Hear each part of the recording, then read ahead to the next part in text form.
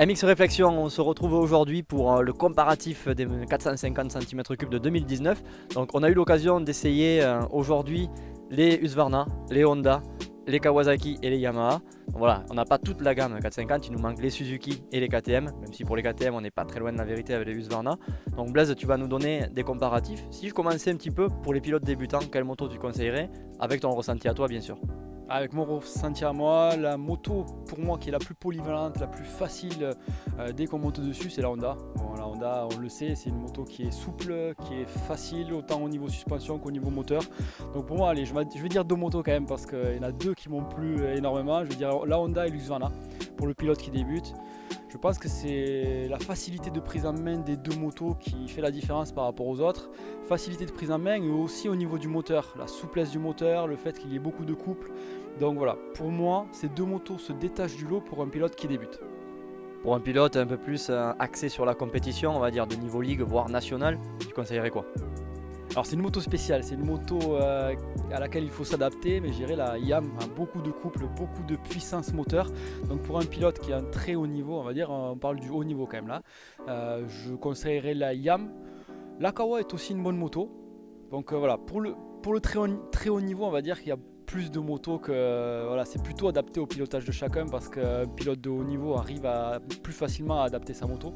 Voilà, je dirais YAM, Kawa qui a aussi beaucoup de puissance, et après voilà, on a quand même Husqvarna qui a quand même beaucoup de puissance. C'est vrai que pour un pilote de haut niveau c'est compliqué, je dirais quasiment toutes au final. Il faut bien sûr adapter les suspensions de l'Husqvarna, pour moi suspension de la Kawa qui sont un peu dures. La Honda, il n'y a pas grand chose à faire, il faut rajouter un peu de puissance je pense pour un pilote de haut niveau. Donc c'est un peu fouillis ce que je dis, mais c'est vrai que voilà, c'est à adapter et toutes les motos sont bonnes je pense pour le haut niveau. Au niveau des équipements, laquelle de ces motos, on va dire, pour laquelle tu as le moins besoin d'investir dans du matériel, genre des guidons, lignes, préparation de suspension, quelle moto sortie de caisse pour toi sert à faire de la compétition, voire même du loisir?